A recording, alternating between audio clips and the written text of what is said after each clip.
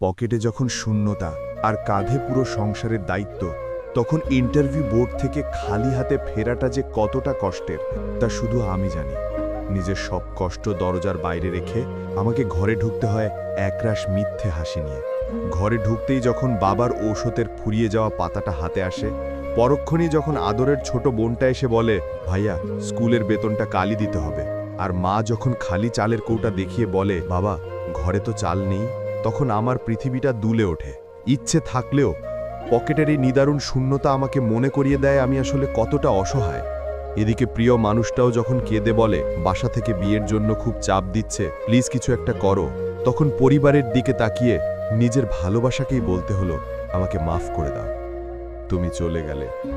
আর আমি বড় ছেলে হয়ে পাথরের মতো দাঁড়িয়ে রইলাম।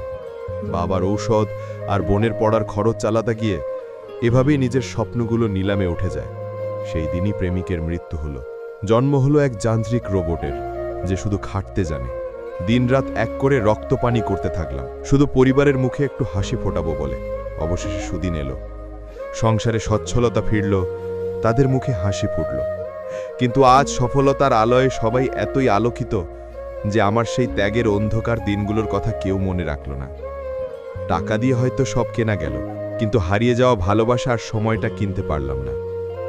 দিন শেষে আমি এই বাড়ির রাজা নই মা, আমি হলাম এক নিঃসঙ্গ প্রহরী, যার কাঁদতে মানা, যার ভেঙে পড়তে মানা। আমি সেই মোমবাতি যে নিজে গলে গিয়ে তোমাদের সবাইকে আলো দিয়ে গেলাম। সকাল হলেই আবার সেই মিথ্যে হাসির মুখোশটা পরে নিতে হয়। জানো, তোমরা বুঝতে না পারো এই হাসির আড়ালে কতটা কান্না জমে আছে।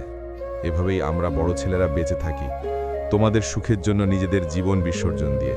ভালো থেকো তোমরা সবাই, খুব ভালো থেকো।